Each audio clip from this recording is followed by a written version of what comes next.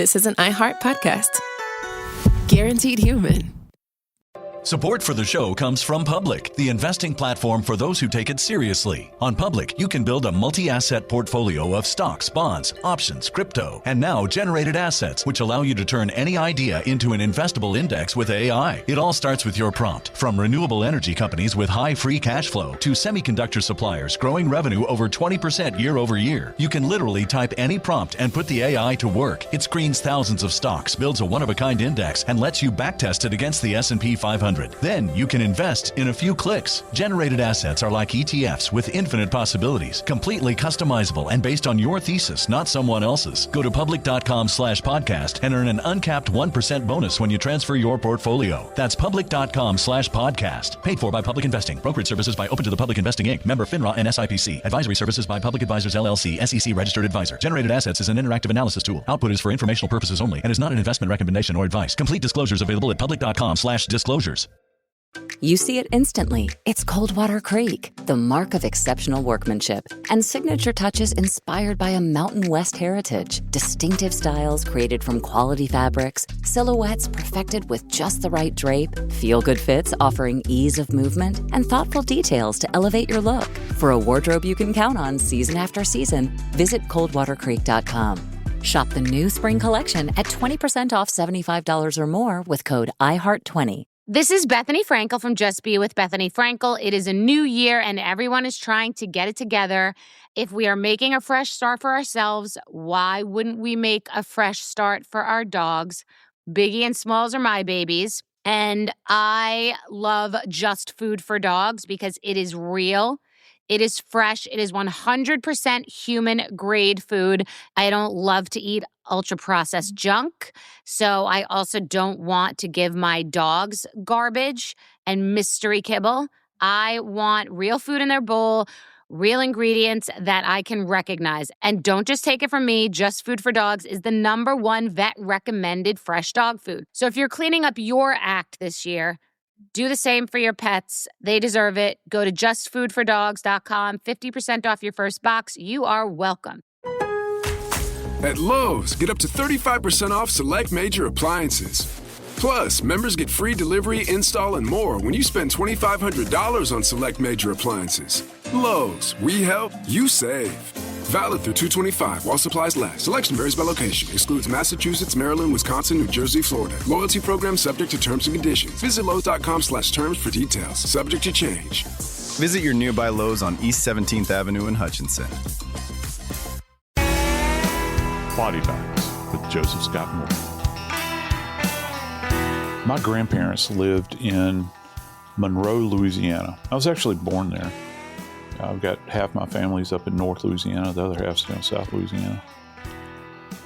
And some of my fondest remembrances were hanging out with my grandpa on Saturday mornings. It was Saturday mornings were for my I called him Papa, were for my Papa. Sunday mornings were for my grandma. What made Saturday so special is we did two things. We went to the sale barn because he raised horses and mules. And then we went to the barbershop. And it was a weekly event for him. This man didn't go a week without getting a haircut. Men of his generation did that. And what was so special was it wasn't just the fact that you went to the barbershop to get a haircut. It was the fact that all the old guys, just like Papa, were in there. And guess what they were doing? Swapping tails. And I learned more sitting around with those older gentlemen, hanging out, listening to my Papa haul forth and listening to them tell him he was full of it. It was a grand time. But you know, the one thing remains with my grandfather. His haircut always remained the same. When he would go in there, he would look the same, except his hair would be a little bit shorter, at least until the next Saturday. But what if you had a suspected double murderer walk in to a hair salon? Not so that he could chat, not so that he could reminisce, not so that he could shoot the bull, but so that he could change his appearance, so no one would know who he was. Today on Body Bags, we're going to explore a most disturbing case of a double homicide that was committed in front of 2 young children. I'm Joseph Scott Morgan, and this is Body Bags. You know, Dave, since I was little, I had heard about Devil's Den in Arkansas. I said that I lived in Monroe when I was little, and it's right near the Arkansas border. My grandfather's people were from Drew County, Arkansas, which is like Monticello. It's down in the southern part. But, you know, my grandfather had nephews that had worked in the, what was it called? The FDR set these things up, the workers, you know, during the Depression, where they would go out and they would build these projects. WPA, is that what it was? Yeah, I think that's what it was. And a couple of his nephews had worked up in Devil's Den. It was actually a creation of the Roosevelt administration, and creating jobs for people who were out of work. Yeah, exactly. And I never got to go there, but I always heard about how beautiful it was. Particularly, they've got this gorgeous waterfall that it's up there. There's a lot of caves. It's associated with Confederacy, particularly Confederate guerrillas. There have been fights up there and all that sort of stuff. Isolated area, man, in the southern Ozark Mountain Range. And it sounds so peaceful. But Dave, I got to tell you, brother, what happened up there just a few days ago is anything but peaceful. And it's something that I know of, certainly 2 kids that were there and another kid that was not there. They're going to be left scarred for the rest of their lives. Oh, my gosh. Devil's Den State Park. I'm going to be honest with you, Joe. There's a couple of things I avoid. Yeah. If you call something Devil's Den, I'm not going. There's no, I don't fence with the devil. And if I come to numbers, like when we have to number something, I don't number 666. I 665, 667. That's just me. So when something devilish happens in Devil's Den, hey man, it just is, it's shocking to me that this happened in such a way that the description is this. Well, you know, it started, I went back to hear the original or the initial transmission between the officers and dispatch, because I wanted to know, we were hearing so many different things, so many different stories, because it is in a rural area. You had multiple different groups working. You had the sheriff's department, you had the forestry service, you had police, state patrol. There were 4 or 5 different agencies that all had something to do. And you had at least the killing of 2 people that they thought. But the first reports, Joe, because they came from 2 children. All right. 2 little girls, a 9-year-old and a 7-year-old, are running through the park when a couple of hikers run into them. And the girls say, "We need help." And they're trying to get, the hikers are trying to get what's going on from this 9-year-old and 7-year-old. And they're not really getting the full story, because I don't know how you describe something like that.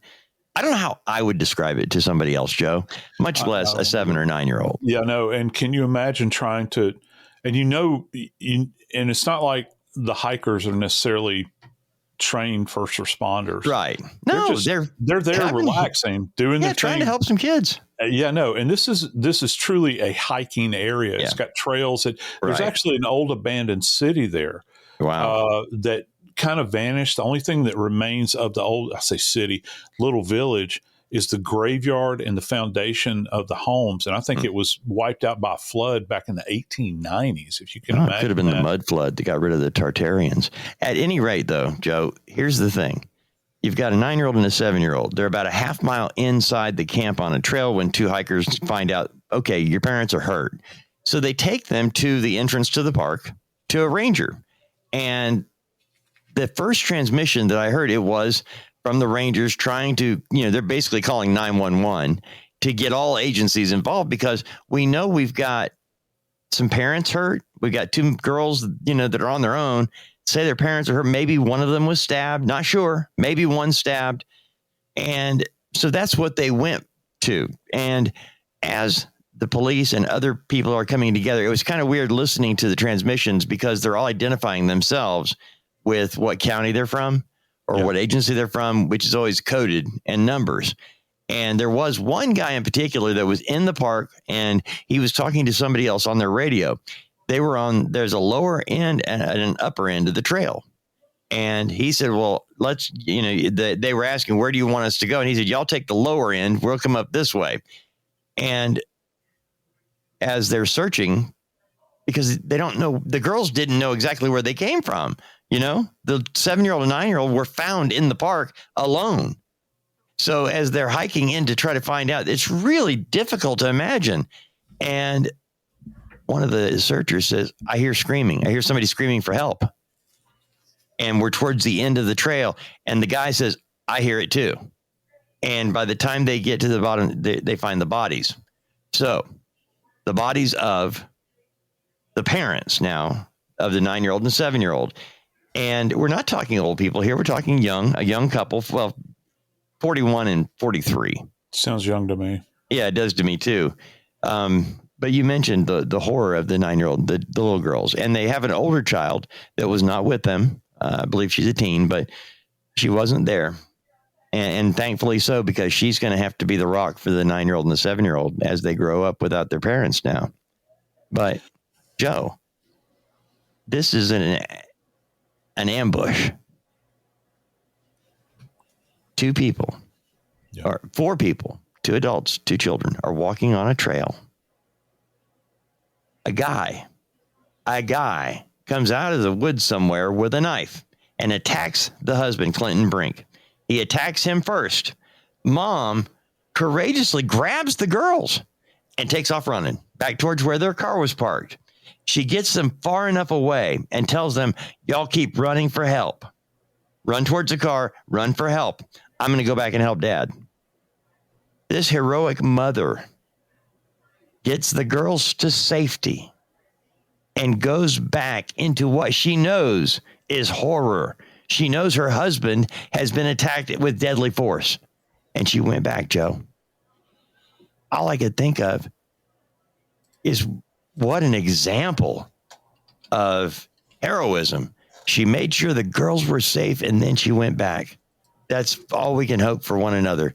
Take care of the kids first, then come back for me, Yeah, I was shocked when I heard, because I got to tell you, I've never heard, at least in recent history, I've never heard of a circumstance where you've got children involved and one parent shuffles them off to get them into a safe area and then runs back. It's almost like running into a burning house. Right. And unfortunately, in this case, it had the same level of lethality to it because this mother who had secured her kids winds up meeting the same fate as her husband.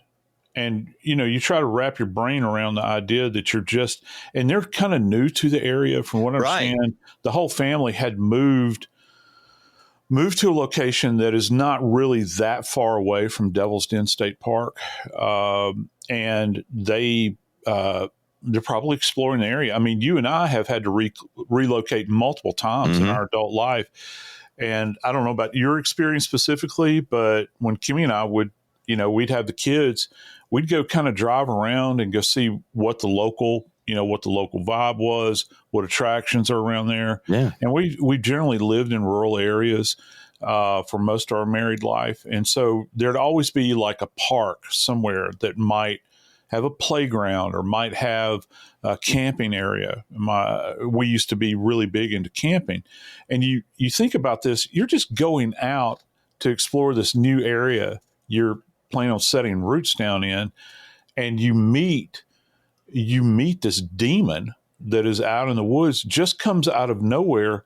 And I'm really thinking, was this an opportunistic thing where he was just looking for someone to kill, like this couple, or was he hoping that he would come across an adult, now this is really dark, an adult with a small child, that he could have victimized in other ways. I'll put it to you that way. And that, for him, this opportunity presented itself, and he just comes out like a savage at that moment in time and starts ripping them to shreds, dad first.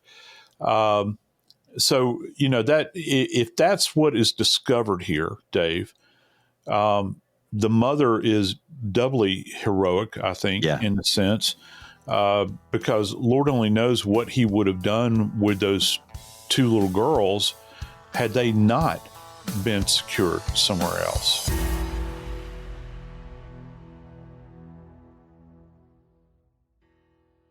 So, do you want to start shopping for your next car but don't know where to begin? Start at CarMax, where you can shop your way from start to finish. Whether you're shopping for something practical, adventurous, or luxurious, CarMax puts you in the driver's seat. And if you want to shop cars that fit your budget, CarMax has your back all the way. Simply grab your phone and get pre-qualified from your couch, the dog park, or even on a coffee break. It's quick, easy, and has zero impact on your credit score. Want to explore your options? CarMax has plenty of options. In fact, with over 45,000 cars to choose from, CarMax has rides for almost every budget, including more than 25,000 cars priced under $25,000.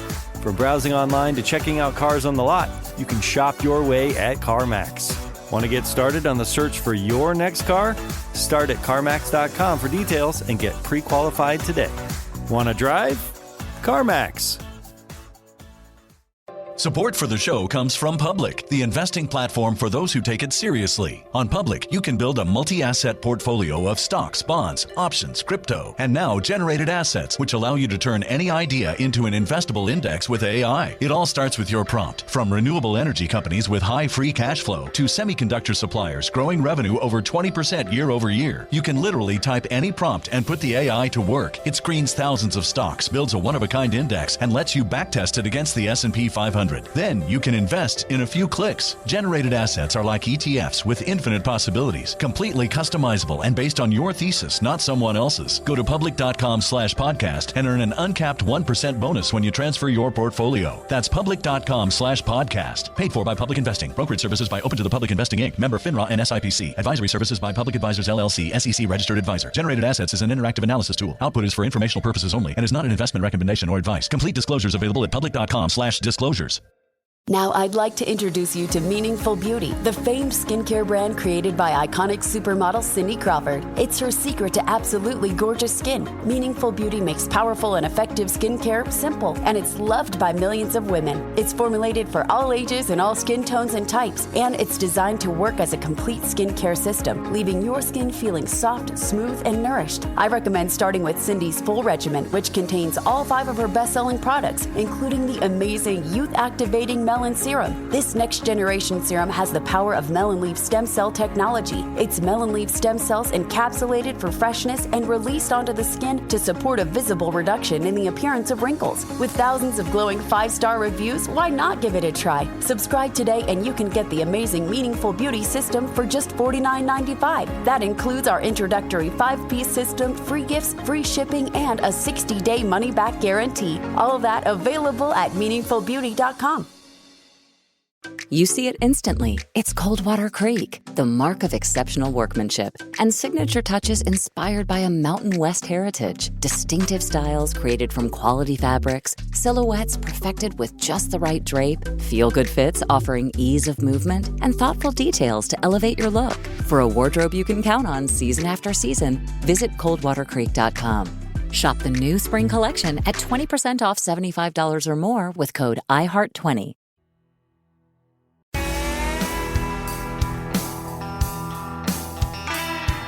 One of the most difficult things about death investigation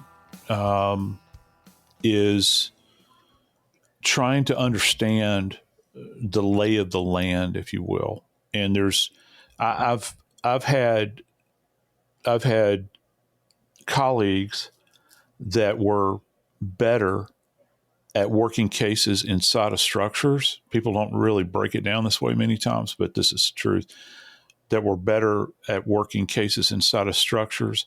And I've had other ones that were better at working cases outside, in, wild wooded areas. And it is, Dave, it's certainly a skill set. You want to be all things to all people, but we can't be all things to all people. That's one of the reasons that for people that practice in forensics, when you see shows like, the three letters that'll never be mentioned in my classroom, CSI, when you see the shows, you have these amalgams of characters that are doing multiple jobs. That one of those jobs would take 20 years to perfect your craft.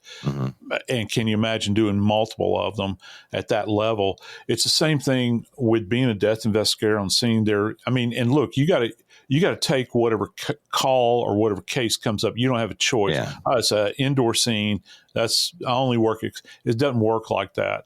But there are certain people that are just better at it than other folks. Let me ask you. They can understand and read the topography outside, perhaps. Well, that's kind of what I'm curious about, because when you have a case like this, Joe, where, to finish off the fact that there was an ambush attack with a knife, the husband, Clinton, is killed with a knife, we assume. And then, when his wife goes back, she is also killed with a knife. The little girls get away, thankfully. Now, the suspect here gets out of the park, and you have the scene where the two people have died, or, we know they're dead now, but as an investigator, as they arrive on scene, we know they're concerned about where did the bad guy go, but don't they have to protect everything about this area where these bodies are found? Because a knife is hand-to-hand combat. I mean, even if you stab somebody once or slash them, there's going to be falling down. There's going to be multiple areas that touch your body and blood and things like that, right? Yeah, well said. And that's certainly a consideration. And listen, everything outside, I want people to really hear me on this. Everything outside, particularly in a wooded area, like in a forested area like this, where you've got these trails that run through, and you've got these beautiful, because they're not going to go in there cutting down trees. This is not like they're going to harvest trees in here. This is for the purpose of beauty. So you probably got old growth that's in there. You've got that real loamy soil. There's leaves that are, nobody's going through there and raking leaves. They might blow off the walk, the trail, they might blow it off in the fall, but you're going to have stacks of leaves that are there. One of the first things kind of that you look for, particularly, you mentioned this idea of hand-to-hand, mano-a-mano, kind of contact. You're going to look, there's something interesting that happens. You'll see scuff marks. Now, you see them inside houses on like floors many times, but particularly out in the woods where you've got, again, I'll use the term loamy, that kind of loamy soil. You can see where people have made contact with the ground furiously, and they're pushing, and you'll see huge clumps of dirt that are pushed in one direction. And if the underlying, like the top layer of the leaves, that strata is pushed aside, you can actually see shoe impressions in that loam. So you really, I use this term a lot, forgive me, but I pretend I'm in a minefield when I'm out there, because everywhere you step, there's a potential of, and like footprints, just footprints themselves, they're so fragile, because you're looking at the tread that's there. The smallest disruption can blow a specific identifier that's left behind by the wearer of the shoes. And the wearer of the shoes, the things that translate from those shoes are like wear patterns. Do they walk on the inside or the outside of their feet, pronate, supinate? What's the level of wear on the shoes? Are they new shoes? Because new shoes look different than old shoes. It might be the same brand, but they're going to look different. Here's another thing that'll blow your mind. With knife attacks, as we know, very bloody affairs. Well, if you're inside an apartment, Dave, it's kind of easy to pick up on blood droplets or blood deposition that's done dynamically. But dude, you're talking about on the surface of leaves. You're on the surface of plants. Say there's a patch of poison oak right there, which is not beyond the pale in this, and the leaves, it drops on there. Well, are you going to be able to see that and understand what that is? Are you going to consider that? Because you're so far outside of your comfort zone many times when you're in these environments, and it's ever changing. And the worst thing that can happen to you out in this environment, for me, working outdoor scenes, is the rumble of thunder in the distance. So you're having to compete with Mother Nature. You've got wind that blows through there. You got rainstorms that come through there. And then you've got people not knowing where to put their feet. Yeah. I wouldn't. Many times I still don't, and it's something you have to. I say still don't. I don't go out actively on scenes anymore. But you consider that, and by the by, you've got a madman on the loose, right. And you're going to have to bring perhaps dogs through that area that are going to try to catch a scent. You've got guys that are dog handlers. You've got people that are on search teams. They're not forensic people, and I'm not disparaging them. I'm just saying they're there. The purpose right now is because I don't know how many other people are occupying the space. For all I know, he's going to go to campsite and start cutting people's throats. Right. You got to find this guy. And so, you try to do this balancing act in your mind. Well, what's getting trumped here? Is it the safety of the other occupants of the park, or is it the forensic evidence? Well, to me, the safety of everybody far surpasses the forensic evidence. You have to take as much care as you can. And that concentric area where this horrible event took place, that's the hub of the wheel, and everything else radiates out from there. That's the way we would work it if we were searching the area for evidence. But that's the way you have to work if you're doing a rescue operation, Dave. And now you've got blood everywhere. Again, back to the knife. Yeah. And you've got blood saturating, getting into the ground. You've got every droplet of blood is evidence. And every droplet of blood, we do know there was enough blood by the suspect here at the scene. They were able to use that to help find him. And that's when I was looking at this, I'm thinking, okay, because we know that it was an ambush attack. We know that the suspect attacked the man first. Mom gets the two girls away and comes back. So I'm wondering how long that fight went on. Mom was gone long enough to get the girls far enough away that she didn't, she felt like she could keep them safe. But then she went back to the fray. Was her husband already dead? Right. And this guy is looking for her. I mean, I'm just kind of curious as to what she went into, and were they both killed at the same spot, or were they spread out? Because now you've got a crime scene that really does expand. And you mentioned this.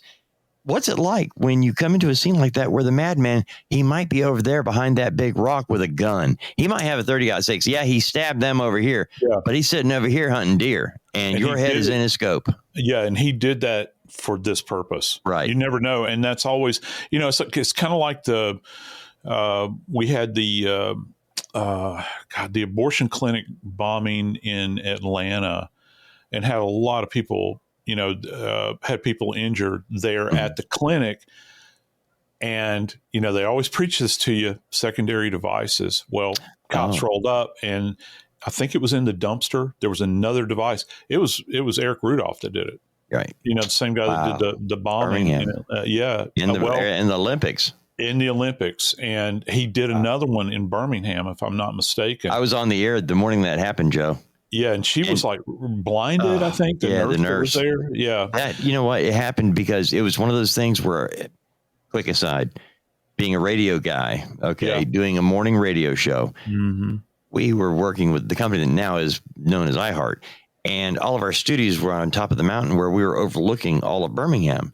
Right. And so when there was a scene, when they said it's, here in the 5 Points area, you'd actually look out the window and go, well, there it is. Wow. And it was that close, to be able to see things. It was an amazing view.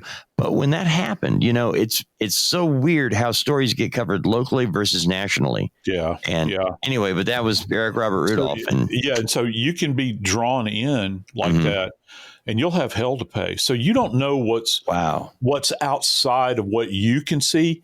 There's no telling how long this perpetrator's been in the woods. Right. He's got a perch, a hide set up. And so that's, if you're the commander on the scene and you're trying to make sense of it and determine where you're going to deploy everybody to accomplish the task, first trying to find this person and securing the scene, you've got multiple elements that are working here at the same time. It's a very, very dynamic environment. And when you're trying to secure the bodies as well, here's something interesting. No one should ever lull themselves into a sense of peace over somebody being stabbed to death. This is a painful death. It is not quick. Okay. Contrary to what people might have you say, it's not like, in the movies, somebody gets stuck in the chest, they clutch their chest, they fall over and they're dead.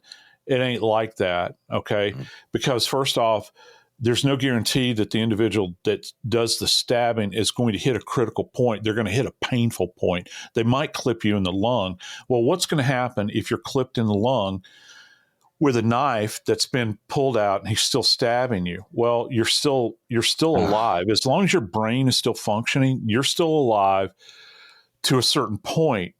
Now, blood loss will take over, that sort of thing, but you're struggling to live. And Dave, I've gone out on scenes before where I've had someone trying to get into a position where they can breathe. It's not a position of comfort.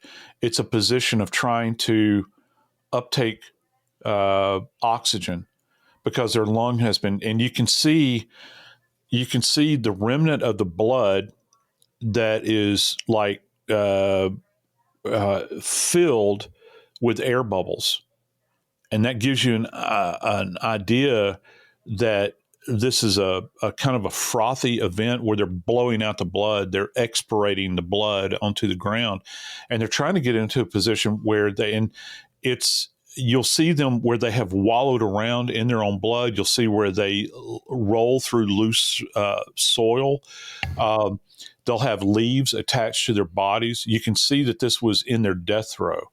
And it's one of the most horrible things. It's a very if you take a picture of that, coupled with the surrounding area around their body, it's a powerful image to present in court because pathologists can get on stand and say, do you see all this movement?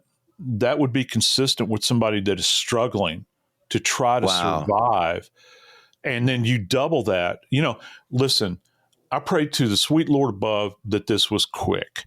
Okay. Yeah. I truly do. I hope that they did not linger in these circumstances. But if I were a betting man, I'd say that this was not quick. I would say that they lingered. I'd say that they suffered. There was an awareness. That's going to really disrupt the evidence. You just think about, we have this thing in my friends, which I'm not certified in blood stain analysis. However, I know enough to be kind of dangerous. Mm-hmm. One of the things that you look for if you're carrying an instrument like a knife, okay, you get these what are referred to as passive drips. So let's say you've got this knife that is just coated in blood. You're trying to beat feet to get away from the location. Depending upon the pace at which you move, the blood is going to present in different ways. Well, can you imagine walking out into the woods and trying to find those droplets of blood? Deer hunters, people that track animals, they'll do that. Because shoot with a bow and arrow. Yeah, they'll shoot an animal. Animal doesn't drop right there. They still have to go out and find that animal, and they begin to look for blood.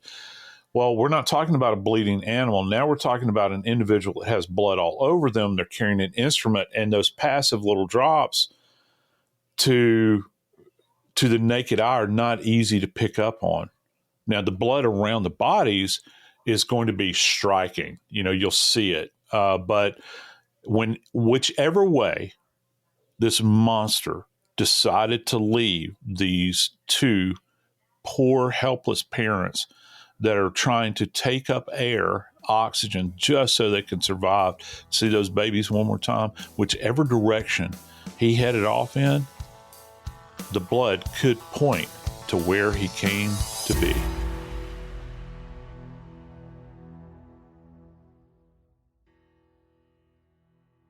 So, do you want to start shopping for your next car, but don't know where to begin? Start at CarMax, where you can shop your way from start to finish. Whether you're shopping for something practical, adventurous, or luxurious, CarMax puts you in the driver's seat.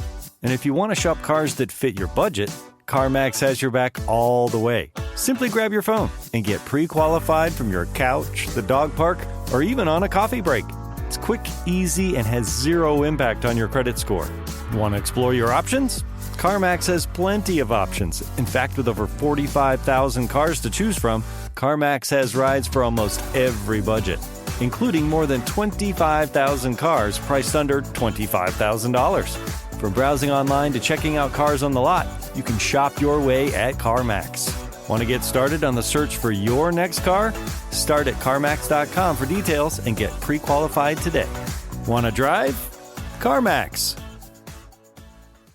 Support for the show comes from Public, the investing platform for those who take it seriously. On Public, you can build a multi-asset portfolio of stocks, bonds, options, crypto, and now generated assets, which allow you to turn any idea into an investable index with AI. It all starts with your prompt. From renewable energy companies with high free cash flow to semiconductor suppliers growing revenue over 20% year over year, you can literally type any prompt and put the AI to work. It screens thousands of stocks, builds a one-of-a-kind index, and lets you backtest it against the S&P 500. Then you can invest in a few clicks. Generated assets are like ETFs with infinite possibilities, completely customizable and based on your thesis, not someone else's. Go to public.com/podcast and earn an uncapped 1% bonus when you transfer your portfolio. That's public.com/podcast. Paid for by Public Investing. Brokerage services by Open to the Public Investing Inc. Member FINRA and SIPC. Advisory services by Public Advisors LLC, SEC registered advisor. Generated assets is an interactive analysis tool. Output is for informational purposes only and is not an investment recommendation or advice. Complete disclosures available at public.com/disclosures. Hi, I'm Cindy Crawford, and I'm the founder of Meaningful Beauty. When Dr. Sabah and I decided to do a skincare line together, he said to me, "We are going to give women meaningful beauty." And I said, "That's exactly right. We want to give women meaningful beauty, which means each and every product is meaningful. It has a reason to exist. It's efficacious. You're going to get results. And then you just go out and live your life." Meaningful Beauty. Confidence is beautiful. Learn more at meaningfulbeauty.com. You see it instantly. It's Coldwater Creek, the mark of exceptional workmanship and signature touches inspired by a Mountain West heritage. Distinctive styles created from quality fabrics, silhouettes perfected with just the right drape, feel-good fits offering ease of movement, and thoughtful details to elevate your look. For a wardrobe you can count on season after season, visit coldwatercreek.com. Shop the new spring collection at 20% off $75 or more with code IHEART20.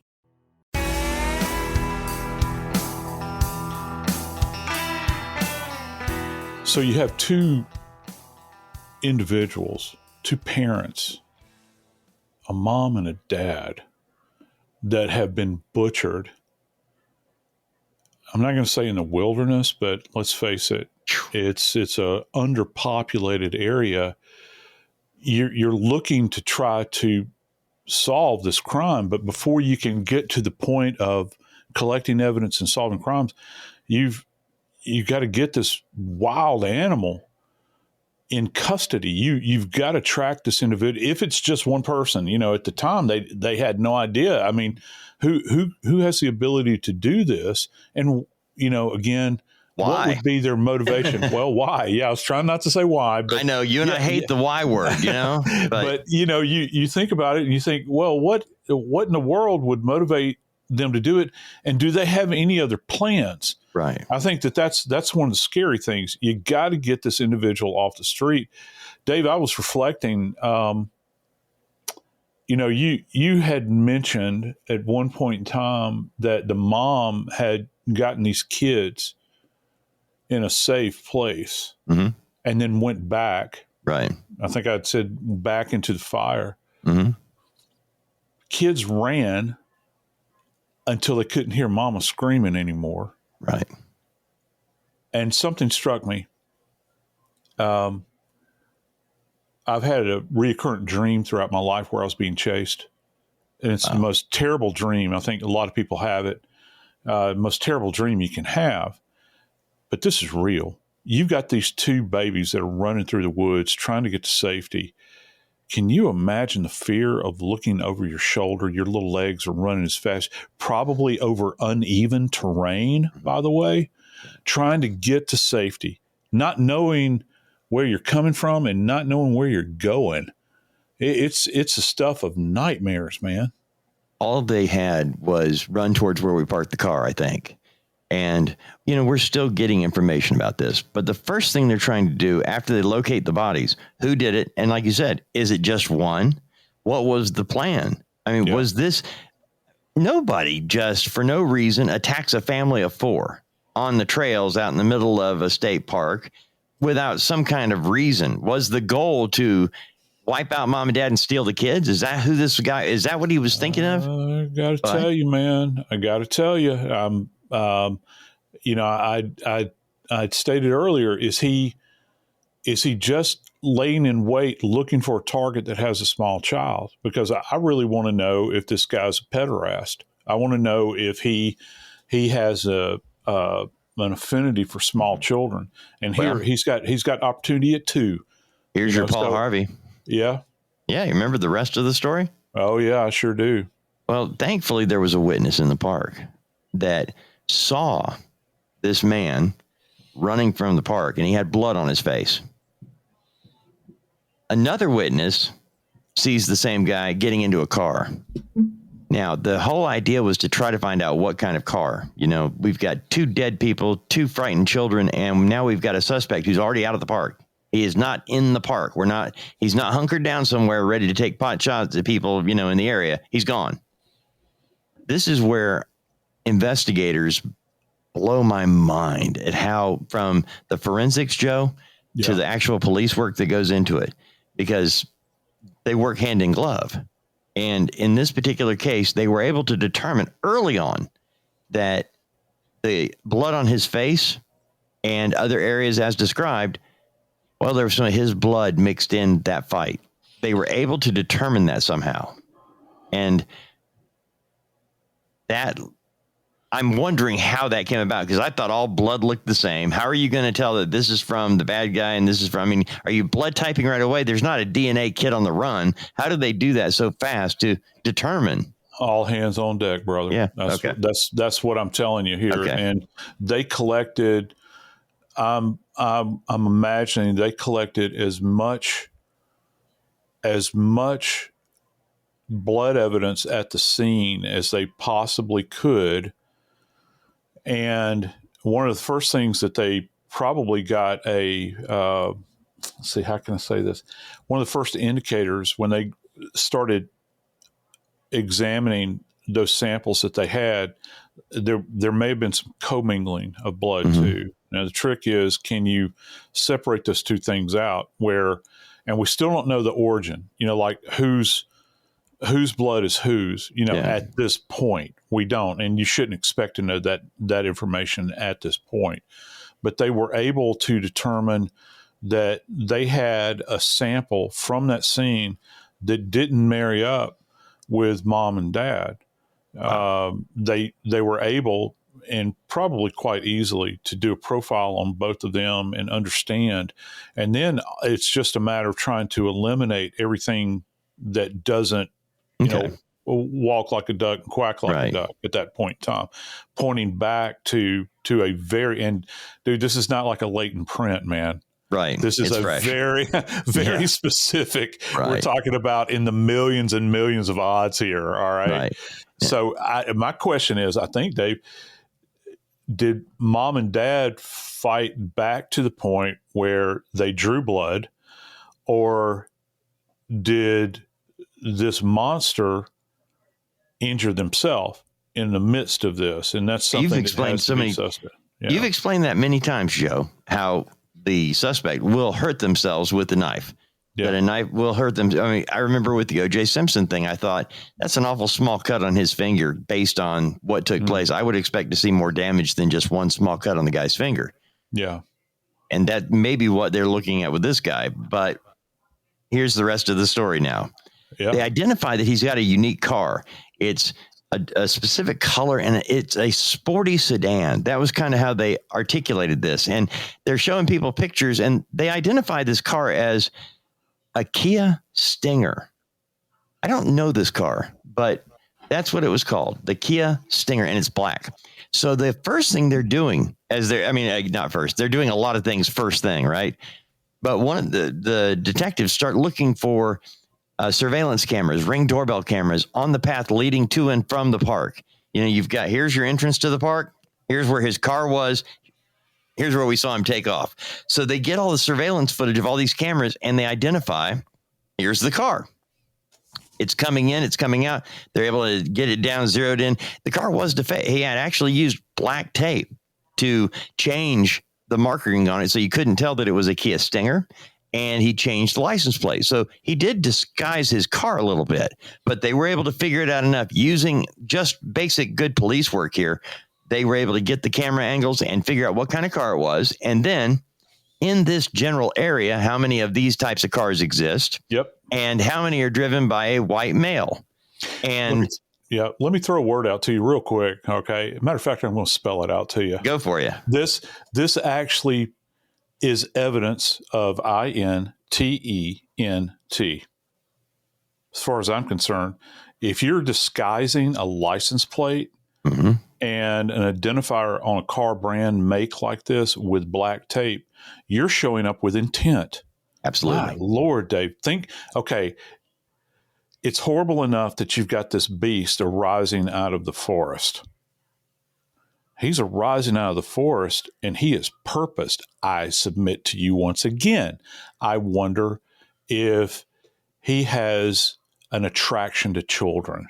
That's really what I'm thinking, man. I got to tell you. Well, you're dead on accurate on that one. And I would like to go the full my cousin Vinny on that one, but I will ignore that. For those of you who know the movie, you know what I'm saying. Yes. In this particular case, Joe, they were able to identify the person that was probably driving this type of vehicle. They were able to narrow it down using just good police work. They actually track him to a place that you started with on the show today about getting his haircut. Is he trying to disguise his look? We don't know what he was actually doing, but police were able to, they find his car in this parking lot of a hair salon. And they already know who he is. They know who their suspect is. And they go in to get him and we're looking for the owner of this car. It's got to be moved. It's blocking something. They were so cool about it. This guy, by the way, Joe, you talk about intent. Well, he had called several different places trying to get an appointment to get his hair done. But nobody would book it without a name, and he wouldn't give them a name. Now, we've got a madman on the loose in the area, and we've got a guy wanting his haircut, but he won't tell us his name. Little hint here, right? And so when they come in and he says, oh, yeah, that's my car. And so he goes out there and they're talking to him, right? And they're kind of catching him off guard, acting like it's not a big deal, just move it. And then it's like, well, we got to check your ID. That's normal. They notice cuts on his hands, and they go into the car to get his license, and lo and behold, they see what appears to be blood. They didn't say we saw blood. They say we saw something that had the consistency and color we would expect. It looked like it could be, maybe blood. Those individuals have been taught well. Yes, they have. You're not supposed to call it blood. They didn't. It appears that it could be consistent with blood. Yes, and it was. And again, isn't it going to be interesting to begin to learn about these injuries on the hand and what do they match up to? Because in order to have an injury, you have to have an instrument, whether it's somebody else's hand, whether it's somebody else's fingernails, whether it is a knife or, I don't know, a garden rake. It doesn't matter. You have to have an instrumentality in order to generate an injury. And if they're calling it cuts, and again, back to what you'd said earlier, Dave, they haven't released all of the data yet. But I got to tell you, man, this is what we refer to, I think, between you, because you and I have covered cases where we had a lot less. This case is evidence rich. I mean, this is a really heavily dependent upon forensics case. Dave, what's this guy's name, by the way? I don't even really want to say it out loud because I know we're going to have to say it a bunch. Andrew McGann. He's 28-year-old, and Joe, he's an elementary school teacher. Lovely. Andrew McGann he's 28. He's already been in 4 different school systems, 5 different schools, and had switched again. And the reason he had to keep moving is because complaints from parents about him being touchy-feely with the kids, girls in particular. He even would tickle them, which there's actually a fetish about tickling. I can't remember the name of it offhand. Yeah. Boy, you can tell you and I spend way too much time around Bethany. No, I've come across it before, though, in some of these cases. Well, he's one. He is one. He's exactly what you thought he was. Now, whether he was trying to separate the girls, I don't know. I'm kind of thinking that he had come unglued and saw the parents. Maybe he only saw one of the girls. I don't know. But whatever happened, he did not expect the fight he got. He just, you know what? He set up to kill the wrong people because Dad fought the man long enough that Mom could get the girls away. And Mom didn't leave him alone. She went back to try to save his life and bought the girls even more time. Parents did what we would hope as parents we would all do. We would put ourselves between madman and life for our children. And they did. Finding out the guy has been suspended from his job where he was allowed to resign is going to be a problem for the school systems because he had never actually been fired, Joe. But he mysteriously had a number of jobs in a very short window of time, all with little children. Yeah, well, and here's the other thing. He's floated between 3 states. You know, he started out in Oklahoma. I think he was actually a graduate of OSU. Yeah, he was. He had one entry that said "Go Pokes," which is their like cowpokes. That's their mascot. He drifts from there down into Texas.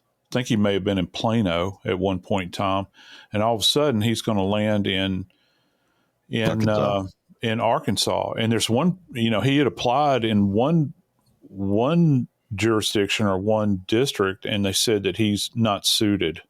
Now, I don't know what that means. They had apparently done there because, you can only migrate around to these places so many times before, particularly now in the world of social media. And these people that hire and fire people, if you've got a social media platform out there, if your name is mentioned and what you had said is key here, I wonder how many parents in these other locations went on and said, this guy, and I'm imitating a keyboard right now, is creepy. He doesn't need to be around kids. Well, maybe in a search, this pops up and the people in the one jurisdiction, notice that, he probably is not somebody we'd want to bring on board. It's one of those chicken or the egg scenarios. Did he, or let's say, is this a chicken or the egg scenario? Even at a young age, would somebody like him, maybe similar to him, decide that I'm going to go into teaching because that'll put me near kids? Or is this something that evolved over a period of time where they had an awareness that, I'm going to have access to kids and I think I'll tickle them? I think he allegedly had asked told one of the young girls he wishes that she could be his girlfriend. And he's teaching elementary age kids. Yep. There's a lot more. Yeah. He actually said, I wish I could be your boyfriend. That's a lot different than saying, I wish you would be my girlfriend. He was telling this little 8-9-year-old girl, I wish I could be your boyfriend. Hoping she would say, oh, you can. Yeah, this is on another plane at this point in time. I can tell you that the more information that comes out about this guy, we're going to find more about him, I think, in Oklahoma, Texas, people that he associated with in Oklahoma, even while he was in school. We're going to hear about more of these interactions that he had with parents and students. Unfortunately, who we will not be hearing from in the future are going to be these 2 parents who were butchered and left to die in this remote area. Cristen Brink, 41, Clinton Brink, 43, leaving behind 3 kids, 2 of which witnessed this monster at work. We're going to keep you updated on this case. I can promise you that. I'm Joseph Scott Morgan, and this is Body Bags.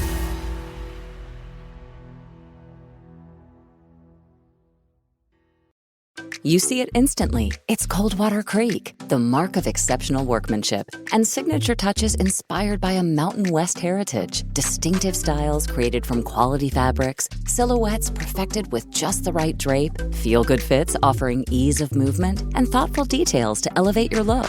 For a wardrobe you can count on season after season, visit coldwatercreek.com. Shop the new spring collection at 20% off $75 or more with code IHEART20. This is Bethany Frankel from Just Be with Bethany Frankel. It is a new year, new us, and why not new year, new dogs? The dogs need to be healthier as well. I have the same conversation with myself about my furry babies, Biggie and Smalls. This is why they love Just Food for Dogs, real, fresh, 100% human-grade food, ingredients you can pronounce and recognize: beef, sweet potatoes, green beans. Are you getting hungry? Well, so are your furry babies. Choosing dog food is very confusing, and we don't spend as much time on it as we do for ourselves. Every brand claims to be fresh and natural and healthy, so you have to tune out the marketing and listen to the experts. Just Food for Dogs is the #1 vet-recommended fresh dog food. If you are cleaning up your act this year, do the same for your dog. They deserve the best, just like you do. Go to justfoodfordogs.com, 50% off your first box. You are welcome. When you stay in your home, what you love gets to stay too. From the gardens that grow wild to the grandkids that run wilder. From the Friday night baseball games to the Sunday morning brunches. Even the daily crosswords and weekly book clubs. There's room for it all with help from Home Instead, the largest in-home senior care network with over 30 years of trusted experience delivering the peace of mind you deserve. Visit Home Instead online for a better what's next. Well, the holidays have come and gone once again, but if you've forgotten to get that special someone in your life a gift, well, Mint Mobile is extending their holiday offer of half off unlimited wireless. So here's the idea. You get it now, you call it an early present for next year. What do you have to lose? Give it a try at mintmobile.com/switch. Limited time, 50% off regular price for new customers. Upfront payment required. $45 for 3 months, $90 for 6 months, or $180 for 12-month plan. Taxes and fees extra. Speeds may slow after 50 gigabytes per month when network is busy. See terms. This is an iHeart podcast. Guaranteed human.